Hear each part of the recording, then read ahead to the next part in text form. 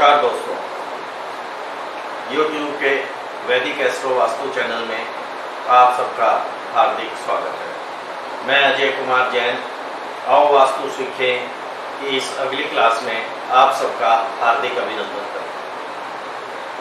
दोस्तों, आपको ज्ञात है कि 11 क्लासेस हम आओ वास्तु सीखे की पूरी कर चुके हैं और कल मैंने एक वीडियो अपलोड किया था कि किस दिशा का अंडरग्राउंड वाटर टैंक आपको मालामाल कर सकता है। उस क्रम में अब आज हम 12वीं क्लास पर आप पहुंचे हैं और आज हम चर्चा करेंगे वास्तु संरचना की। मैंने आपको पहले भी ये कई क्लासेस में चर्चा में आया था कि वास्तु संरचना यानी कि किसी भी भवन निर्माण के लिए कक्ष यानी कि उसके जो रूम्स हैं या जो विभिन्न कक्ष हैं, विभिन्न चैम्बर्स हैं, उनकी जो प्लानिंग है वास्तु प्लानिंग कहलाती है।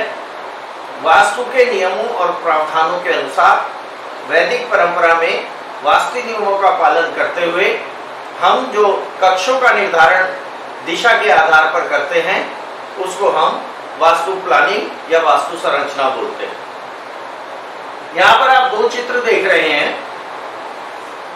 ये एक ऊपर का चित्र है और एक ये दो चित्र नीचे दूसरा चित्र है। ये दो वास्तु संरचनाएं हैं दोस्तों, जो कि हमने जिन 18 वास्तु शास्त्रियों का, वास्तु प्रणेताओं का, वास्तु आचार्यों का उल्लेख किया था अपनी पहली क्लास में, जो हमारे वेदों और पुराणों में मिलते हैं, उनके अनुसार वास्तु संरचना या वास्तु प्लानिंग किस प्रकार की होनी चाहिए किसी भी भवन में, उसके लिए आज हम चर्चा करेंगे। सर्वप्रथम हम चर्चा प्रारंभ कर रहे हैं बृहत संहिता में वराह में, जो कि सबसे लोकप्रिय ग्रंथ है वास्तु के ऊपर, एक ऑथेंटिक ओरिजिनल टेक्स्ट है। वैसे तो सभी 18 आचार्यों ने वास्तु के ऊपर उनके लिखित ग्रंथ और सामग्री उपलब्ध है, पर वराहमिहिर की जो वास्तु संरचना है उससे सभी ये वास्तु संरचना सभी 18 जो आचार्य हैं उनसे मिलती जुलती है। इसमें लगभग सभी एक मत है। नीचे मैंने दी है, ये पूर्व कालामृत रचनाकार, पूर्व कालामृत ग्रंथ का नाम है। पूर्व कालामृत के जो रचनाकार हैं कवि कालिदास, उनके इस अनुसार जो वास्तु संरचना है वो, ये दोनों वास्तु संरचनाएं लगभग एक समान है, लगभग, लेकिन ये दोनों वास्तु संरचनाएं सभी 18 आचार्य इस पर लगभग एक मत हैं। इसमें कोई मतभेद हमें शास्त्रों में उपलब्ध नहीं होता है। तो प्राचीन समय से हम प्रारंभ करते हैं ऊपर वाली ये वराहमिहिर की वास्तु संरचना।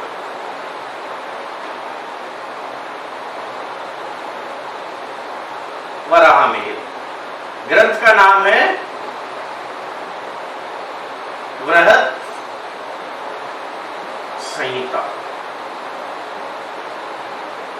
उसमें जो वास्तु संरचना दी हुई है उसके ऊपर हम चर्चा करेंगे। दोस्तों, इन दोनों संरचनाओं से प्रारंभ करने से पहले हम एक बात जो आप इन सब में कॉमन देख रहे होंगे कि जो बीच का स्थान है दोनों वास्तु संरचनाओं में, उसमें कोई कक्ष या मध्य का जो स्थान है, किसी भी प्रकार का कक्ष या किसी भी प्रकार के रूम या किसी भी प्रकार के चैम्बर या किसी भी प्रकार की कोई भी कक्ष का निर्माण दोनों ही वास्तु संरचनाओं में नहीं बताया गया। आपने अगर प्राचीन घर देखे हो, प्राचीन हवेलियां देखी हो, राजस्थान आइए, राजस्थान पूर्ण रूप से वास्तुकला का एक अपने आप में अनुपम नमूना है।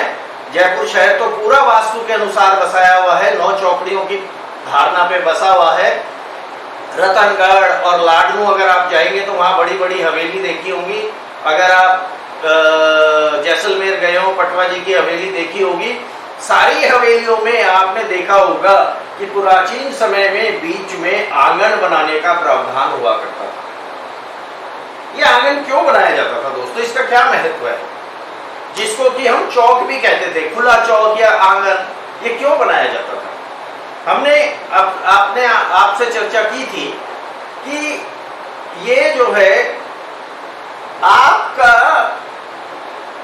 अंतर, जो आपके घर का जो अंतर इनर स्पेस है या अंतर आकाश है, उसका बाह्य आकाश से मिलन का स्थान है। दो मन जो है मानव शरीर में बताए गए हैं, एक अंतर मन और एक बाह्य मन, एक सूक्ष्म शरीर और एक बाह्य शरीर, स्थूल शरीर जिसको हम बोलते हैं। तो ये जो स्थान है बीच का, ये मध्य स्थान, क्योंकि ये खुला रहेगा तो ये क्या है, आकाश, खुला आकाश दृष्टिगोचर होगा यहां से, तो ये बाहर की कॉस्मिक एनर्जी, ब्रह्मांड की ऊर्जा को भवन में प्रवेश कर, ब्रह्मांड की ऊर्जा और भवन की ऊर्जा का मिलन स्थान है दोस्तों। इसलिए इसको बीच में बिल्कुल खाली रखा जाता था। आंगन बनाने का प्रावधान उसी प्राचीन समय से चलता आ रहा है। वर्तमान समय में जैसा कि हम पहले भी चर्चा कर चुके हैं, भूमि की कम उपलब्धता के कारण, प्लॉट साइज छोटे होने के कारण, और सबसे बड़ी बात सुविधा, जिसको फैसिलिटी और कंफर्ट बोलते हैं, उसको ध्यान में रखते हुए लोगों ने ये बीच का आंगन बनाना बंद कर दिया दोस्तों। इसके लिए बिल्कुल एक तो सीमितताएं हो गई भूमि की, उसके कारण भी ये संभव नहीं हो पा रहा है छोटे प्लॉट साइज में, और जिनके बड़े प्लॉट साइज हैं वो भी नहीं बनाना चाहते इसको। क्यों? क्योंकि उनको सुविधाओं में कमी होती है, उनके कंफर्ट में कमी आती है। लेकिन दोस्तों, वास्तु नियमों और वास्तु प्रावधानों के अनुसार घर में आंगन होना अति आवश्यक है। ये भवन के आकाश यानी कि भवन की अंतर ऊर्जा और कॉस्मिक एनर्जी का मिलन स्थान है। इससे घर में सुख, शांति और अध्यात्म, इन सब की वृद्धि होती है दोस्तों। धार्मिक प्रवृत्ति की ओर आदमी बढ़ता है, अध्यात्म की ओर आदमी अग्रसर होता है, और वह अपने जो नैतिक मूल गुण हैं उनसे विरक्त नहीं होता, उनको कभी भी छोड़ नहीं पाता। इसलिए ये बीच के आंगन का स्थान का महत्व सभी शास्त्रों में बताया गया है। और किसी भी वास्तु संरचना में आप देखेंगे जो 18 आचार्य विश्वकर्मा ने भी इसमें बीच के स्थान को हमेशा खाली ही रखा है। अब हम प्रारंभ करते हैं दोस्तों पूर्व दिशा से। अब ये देखिए, हम दोनों की चर्चा एक साथ करेंगे। पूर्व में, ईस्ट में यहाँ स्नान बताया गया है और यहाँ भी स्नान गृह बताया गया है। स्नान गृह से तात्पर्य दोस्तों, इसको टॉयलेट से कंफ्यूज मत करना। जो आजकल का कंसेप्ट है अटैच टॉयलेट बाथ, वो नहीं है दोस्तों। ये प्राचीन समय में टॉयलेट जो है हमेशा घर के बाहर बनाया जाता था। मैंने गांवों में और अपने बुजुर्गों के घरों में ये देखा है कि वो टॉयलेट बिल्कुल आखिरी में जाकर के घर के बाहर बनाते थे। आज के समय में दुख का कारण, जो सबसे बड़े मानसिक तनाव का कारण क्या है दोस्तों, यही है। प्राचीन समय में क्या होता था, खाना घर में होता था और पखाना घर के बाहर होता था। आज पखाना घर में है और खाना घर के बाहर होटलों और रेस्टोरेंट में हो गया। ये बहुत बड़ी चिंता, दुख और बीमारियों का कारण है दोस्तों, मानसिक तनाव का कारण है। तो पूर्व में देखिए, पूर्व में कहा गया है स्नान गृह। स्नान गृह से तात्पर्य केवल बाथरूम से है, स्नान गृह से है। यहाँ पर सिर्फ आपको नहाने की व्यवस्था करनी है, स्नान गृह बनाना है, टॉयलेट यहाँ पर आपको नहीं बनाना है। उससे आगे बढ़े, आग्नेय और पूर्व के बीच में यहाँ मंथन। मंथन से क्या तात्पर्य है? ये दोस्तों प्राचीन समय में दूध और दही को मथने का स्थान होता था, जहां पर बैठ करके दूध और दही को मथा जाता, दही को और दूध को मथा जाता था और उससे मक्खन अलग किया जाता था। तो ये मंथन का स्थान है। इनकी चर्चा हम बाद में करेंगे कि वर्तमान परिप्रेक्ष्य में यहाँ पर क्या बनाया जा सकता है। अभी हम इन दोनों वास्तु संरचनाओं की चर्चा कर रहे हैं दोस्तों। उसके बाद आइए आप साउथ ईस्ट, आग्नेय। आग्नेय में रसोई और यहाँ लिखा है पाकशाला। एक ही बात है दोस्तों, जिसको आज आप किचन कहते हैं वो रसोई और पाकशाला। दूसरी बात दोस्तों, रसोई में आजकल ओपन किचन का कंसेप्ट चल गया है। जहां जहां चर्चा आती रहेगी मैं आपको इस बारे में बताता रहूंगा। ओपन किचन किसी भी तरह से प्रशस्त नहीं कही गई है दोस्तों। प्राचीन समय में किचन में दरवाजा होना बहुत जरूरी था। मेरे एक गुरु हैं, वो हमेशा ये कहा करते हैं कि किचन और ऑपरेशन थिएटर दोनों की स्वच्छता, शुद्धता का ध्यान बराबर रखना चाहिए। दोनों का, जैसे हम ऑपरेशन थिएटर में ना हम जूते पहन के जाते हैं, ना चप्पल पहन के जाते हैं, ना बाहर के कपड़े पहन के जाते हैं, वैसे ही किचन में भी उतनी ही शुद्धता, पवित्रता और सात्विकता होनी चाहिए दोस्तों, और शुद्धता।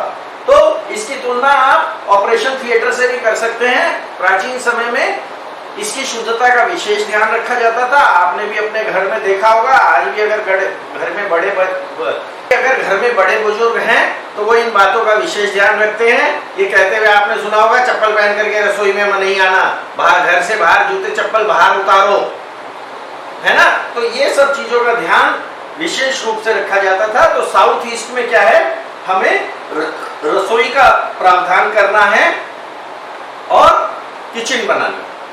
उससे आगे बढ़े दक्षिण की तरफ, यानी कि साउथ ईस्ट और दक्षिण के मध्य का इलाका। यहां घृत लिखा है दोस्तों, दोनों। घृत से मतलब घी। उस जमाने में घी का भंडारण किया जाता था। बड़े बड़े बर्तनों में घी भर करके रखा जाता था। मिट्टी के बर्तन में भी रखा जाता था, पीतल के बर्तन में भी रखा जाता था, कांसे के बर्तनों में भी। इतने बड़े बड़े मैंने अपने घर में गांव में देखे हैं, इतने बड़े बड़े ऊंचे ऊंचे वो जो है कंटेनर होते थे, उनमें घी भर के रखते थे। सर्दियों में घी ज्यादा निकलता था, गर्मियों में उसको काम लेते थे, गर्मियों में कम निकलता था, तो उसको घी का भंडारण। तो ये क्या है दोस्तों, ये घी का कक्ष है। घृत घी बनाने के लिए और घी का स्टोरेज करने के लिए। उसके बाद आइए दक्षिण, साउथ। दक्षिण में शयन कक्ष। आज के युग में वर्तमान वास्तुशास्त्रियों ने साउथ वेस्ट को बहुत अधिक प्रचलित कर दिया है दोस्तों। आप किसी से भी सुने, चाहे आपका आर्किटेक्ट हो, चाहे आप किसी वास्तु कंसल्टेंट को बुलाएं कि मास्टर बेडरूम साउथ वेस्ट में बनाना चाहिए। ये शास्त्रों के बिल्कुल विपरीत है दोस्तों। किसी भी शास्त्र में, किसी भी प्राचीन शास्त्र में शयन को का स्थान जो है नैऋत्य कोण में नहीं बताया गया है दोस्तों। शयन का स्थान जो है वो दक्षिण दिशा ही बताई गई है, और इसकी भी हमने चर्चा की थी जब हमने दिशा लक्षण और दिशा प्रभाव के बारे में चर्चा की थी। उस समय हमने बताया था क्यों शयन के लिए रात्रि में दक्षिण दिशा ही सबसे उपयुक्त है। क्योंकि दक्षिण दिशा रात्रि 10 बजे से लेकर के सुबह 5 बजे तक बिल्कुल शांत रहती है। तो आपकी अच्छी नींद, गहरी नींद और निर्विघ्न नींद के लिए दक्षिण दिशा सर्वोत्तम है रात्रि में। तो इसलिए शयन कक्ष कहाँ बनाया गया दोस्तों, दक्षिण दिशा में। दक्षिण दिशा में शयन कक्ष बना। उसके बाद उस शयन कक्ष से लगता हुआ, साउथ वेस्ट में नहीं, साउथ वेस्ट और साउथ के बीच में टॉयलेट का प्रावधान बताया गया है। ये वास्तु संरचना में बताया, ये वास्तु प्लानिंग है। आप हमारे प्राचीन वास्तु शास्त्रियों की प्लानिंग देखिए, हमारे महर्षि आचार्यों की सोच देखिए कि उन्होंने शयन के बाद घर में टॉयलेट, दक्षिण दिशा यम का स्थान है, मुक्ति का स्थान है।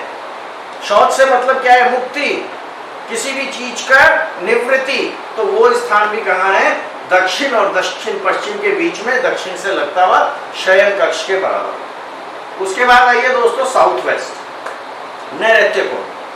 प्राचीन समय में जितने भी ज्योतिषी, पंडित, वास्तु आचार्य जितने भी थे, वो सब राजा महाराजाओं और बड़े लोगों के लिए ही काम किया करते थे, उन्हीं के सलाहकार होते थे दोस्तों। तो उन सब घरों में शस्त्र का प्रावधान प्राचीन समय में जरूर होता था।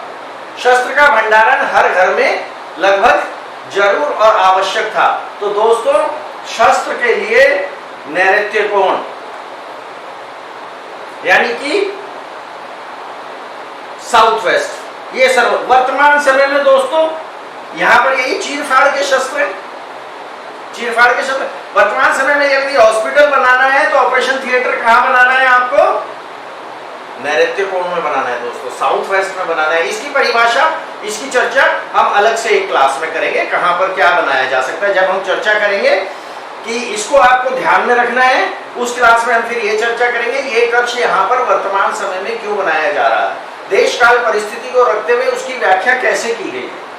इसके बाद आइए साउथ वेस्ट और वेस्ट के बीच का हिस्सा, साउथ वेस्ट और वेस्ट के, यानी कि नैऋत्य कोण और पश्चिम दिशा के बीच का हिस्सा। यहाँ पर दोस्तों विद्या अध्ययन या अध्ययन कक्ष बनाने का प्रावधान किया गया। सभी वास्तु आचार्य इसमें लगभग एक मत हैं कि यहाँ पर विद्या अध्ययन के लिए, आपके स्वाध्याय के लिए, आपके चिंतन मनन के लिए यह कक्ष सर्वोत्तम है दोस्तों। लेखन कार्य के लिए भी यही कक्ष सर्वोत्तम है। उसके बाद आइए वेस्ट, पश्चिम दिशा। यहां पर भोजन कक्ष, जिसको आप डाइनिंग रूम बोलते हैं आजकल, उसका प्रावधान वेस्ट दिशा में होना चाहिए।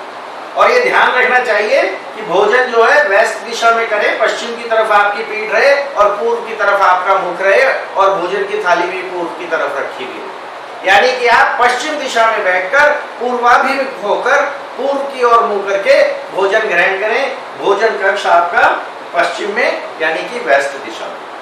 उसके बाद आइए नॉर्थ वेस्ट, वायव्य और पश्चिम यानी कि वेस्ट और नॉर्थ वेस्ट के बीच का स्थान। ये बड़ा इंटरेस्टिंग चीज है दोस्तों। ये देखिए रोदन और यहां लिखा है कोप भवन, एक ही बात है। यानी कि शोक करने के लिए भी एक कक्ष का प्रावधान हमारे वास्तु आचार्यों ने किया है, क्योंकि घर गृहस्थी है, हम सांसारिक प्राणी हैं, दुख सुख लगा रहता है। तो ये कहा गया है कि ऐसा नहीं है कि घर में कहीं भी बैठ करके आप शोक मना लो, रो लो या अपना दुख प्रकट कर लो। उसके लिए एक स्थान है। कोप भवन से तात्पर्य समझे दोस्तों, आपने रामायण में पढ़ा होगा कि जब कैकेयी को मंथरा उकसाती है भरत के राज तिलक के लिए और राम के वनवास जाने के लिए, वर मांगने के लिए दशरथ से, तो कैकेयी कहां जाती है? कोप भवन में जाकर के बैठ जाती है। दशरथ कहते हैं कोप भवन में क्यों? कोप भवन से तात्पर्य एकांत, बिल्कुल अकेले जाकर के और दुख मनाना। जब आदमी डिप्रेशन में हो, जब आदमी अवसाद में हो, जब आदमी मानसिक तनाव में हो, ये स्थान है दोस्तों। यहां बैठिए, यहां दुख मनाइए, यहां रोइए। अगर आपको अकेले में भी कभी रोने का मन कर रहा है, होता है, तो यहां पर बैठकर रोना है दोस्तों। क्यों है ये स्थान इसके लिए क्यों विशेष रूप? क्योंकि ये वायव्य कोण है। वायव्य कोण में कोई भी चीज परमानेंट नहीं होती दोस्तों, उससे मुक्ति मिलती ही मिलती है, वो छूट जाती है। छूट जाने के लिए बाध्य होना पड़ता है, उसे बहुत कम समय के लिए होती है। इसलिए इसका स्थान पश्चिम दिशा और वायव्य के बीच में बनाया गया है। हर एक के पीछे लॉजिक है दोस्तों। अगला नेक्स्ट चलिए, वायव्य कोण, नॉर्थ वेस्ट दिशा। यहां पे धन धान्य का भंडार और यहां पर अन्न संग्रह और पशुशाला, पशुओं को बांधने का स्थान। वर्तमान समय में क्या है, आप जो है गैराज भी यहीं बना सकते हैं। यहां पर जो चीज रहेगी, जैसा मैंने बताया, नॉर्थ वेस्ट और वेस्ट के बीच का स्थान और नॉर्थ वेस्ट, यहां पर कोई चीज परमानेंट नहीं, खड़ी नहीं रहेगी, रुकेगी नहीं, गतिशील रहेगी, गति रहेगी उसमें, वो चलायमान रहेगी। सॉरी, अगर गाड़ी को आप यहाँ खड़ा करेंगे तो वो चलती रहेगी, उसमें रुकावट होने की संभावना कम होगी, उसके खराब होने की संभावना कम होगी। और धन धान्य तो अन्न और धान्य, अन्न के भंडार, उसका भंडारण भी यही करना है। क्योंकि अगर बहुत अधिक समय तक अन्न का भंडारण कब तक करना है, एक फसल गई दूसरी फसल आएगी तो फिर अन्न का भंडारण होगा। तो यानी कि इतना ही अन्न का भंडारण करना है जो कि दूसरी फसल का, नई फसल आ जाएगी, पुराना भंडार निकल जाएगा, अन्न का नया भंडार फिर धान्य का और अन्न का यहाँ पर एकत्रित किया जा सकेगा। तो यहाँ पर अन्न और धान्य का भंडार और पशुशाला, पशुओं को बांधने का स्थान भी यही होता है। उसके बाद आइए नॉर्थ वेस्ट से और नॉर्थ के बीच में, ये रति और मनोरंजन। मैंने अभी आपको बताया कि नॉर्थ वेस्ट से और नॉर्थ वेस्ट से वेस्ट की तरफ और नॉर्थ वेस्ट से उत्तर की तरफ का जो क्षेत्र है, ये गतिशील है, ये परमानेंट नहीं है नेचर में, इसकी प्रकृति स्थायी नहीं है, ये कुछ समय के लिए है, ये होगा उसके बाद कुछ नया होगा, वो चेंज होगा, उसकी गति बनी रहेगी, उसको बदलना ही होगा। इसलिए ये रति का स्थान और मनोरंजन का, ये नहीं कि आदमी जो है हमेशा मनोरंजन में ही डूबा रहे या भोग विलास में ही लिप्त रहे, इसलिए इसका अलग से स्थान बनाया गया। आज के जमाने में तो ये सब स्थान कहाँ चले गए दोस्तों, शयन कक्ष में चले गए आपके। शयन कक्ष आपका मनोरंजन का स्थान है, शयन कक्ष में टीवी लगा है, शयन कक्ष आपका रति स्थान है, शयन कक्ष आपके भोग विलास का स्थान है। जबकि प्राचीन वास्तु आचार्यों के साथ अनुसार, और अगर ये चीजें यहां हुई ना दोस्तों साउथ में, रति भी और भोग विलास भी और मनोरंजन भी, तो इसकी नेचर परमानेंट हो जाएगी दोस्तों, ये स्थायी हो जाएगा, ये बहुत आसानी से छूटेगा नहीं। इसलिए इसका स्थान बताया गया नॉर्थ और नॉर्थ वेस्ट के बीच में, रति कक्ष और मनोरंजन कक्ष। ये सब जो है, रति से तात्पर्य आप समझते हैं सेक्सुअल रिलेशनशिप है ये दोस्तों। तो ये सब, इसके लिए भी अलग कक्ष का प्रावधान था, शयन अलग कक्ष में और ये रति अलग कक्ष में। इससे आगे बढ़े, ऊपर चले उत्तर में, नॉर्थ भंडार, और यहां लिखा है कोषागार। कोषागार मतलब ट्रेजरी, ट्रेजरी मतलब आपकी तिजोरी, भंडार, आपकी जितनी धन संपत्ति है, जो भी आपके पास स्वर्ण आभूषण है, चांदी के आभूषण है, धन है, संपत्ति है, उसकी सबकी स्टोरेज कहाँ होगी? ठीक उत्तर दिशा में। हमने अभी पढ़ा था पिछली क्लासेस में कि उत्तर दिशा कुबेर का स्थान है, धन के देवता कुबेर का स्थान है। अगर आप यहाँ भंडारण करेंगे तो वो दिनों दिन उसमें उत्तरोत्तर वृद्धि होगी दोस्तों। तो उत्तर में कोषागार और भंडार का स्थान। उसके बाद चलिए उत्तर दिशा से ईशान के बीच में, उत्तर से ईशान के बीच का जो क्षेत्र है वो बताया गया औषधि और चिकित्सा कक्ष। औषधि और चिकित्सा कक्ष से क्या तात्पर्य है? पुराने जमाने में, प्राचीन समय में जड़ी बूटियां होती थी दोस्तों, उसको घर में भी भंडारण करते थे उसका।